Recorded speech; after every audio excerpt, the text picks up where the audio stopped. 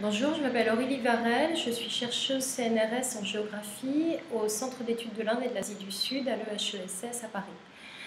Je travaille sur les migrations indiennes très qualifiées et j'essaye actuellement de construire une articulation entre études urbaines et études migratoires en Inde. C'est-à-dire que j'essaye de réfléchir le rôle que peuvent avoir les migrants dans la croissance actuelle des métropoles indiennes, notamment à travers des pratiques d'investissement dans l'immobilier. Donc pour eDiaspora, j'ai construit encore plus de 200 sites web, à la fois des sites web immobiliers indiens et des sites migrants pour essayer de voir s'il y a création d'une interface entre ces deux ensembles. Ça donne donc un corpus qui est extrêmement dense, mais où en fait on se rend compte que les sites web migrants, qui sont une quarantaine dans mon corpus, sont en fait dans l'ensemble en haut à droite, assez en périphérie du reste du graphe. Et ils ne sont pas très bien reliés par ces quelques liens, quelques sites web, mais pas guère plus,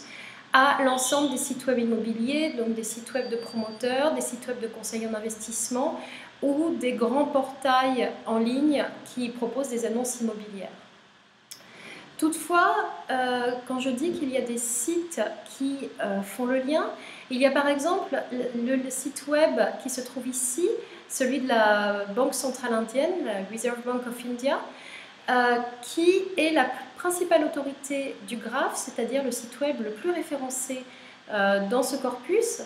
Et ce n'est pas anodin car la Reserve Bank est celle à la fois qui édicte tous les règlements en termes d'investissement, notamment est-ce que les étrangers peuvent investir dans l'immobilier, à quelle hauteur, dans quel type de projet, et aussi les règlements qui concernent évidemment les rapatriements de fonds de l'étranger, notamment en devises, en ce qui concerne les migrants.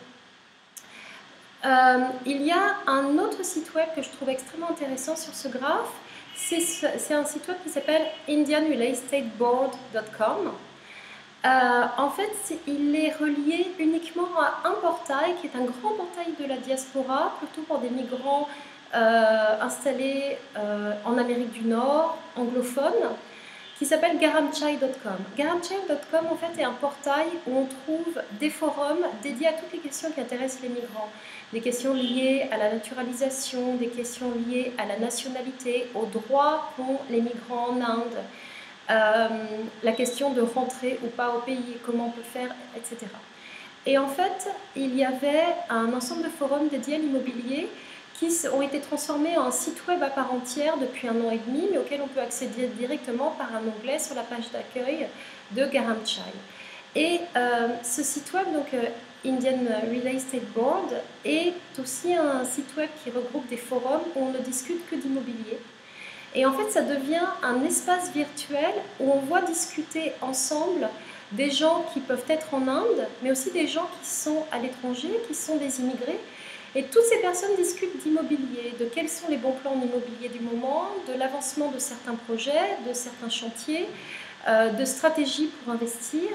Et ça crée un forum en ligne sur l'immobilier où se rencontrent la diaspora, ainsi que des personnes qui sont actuellement en Inde mais qui peuvent avoir été des migrantes ou qui parfois ne sont pas du tout migrantes. Donc voilà, on a finalement une interface entre le web migrant et le web immobilier qui est relativement limitée, mais en tout cas en termes de liens, mais en revanche en termes d'analyse de contenu, on peut trouver des sites web qui essayent de se développer en se basant sur le développement de cette pratique transnationale d'investissement dans l'immobilier ou, si vous préférez, la transnationalisation d'une partie du marché immobilier indien et donc finalement le fait que l'ethnique business, maintenant, le business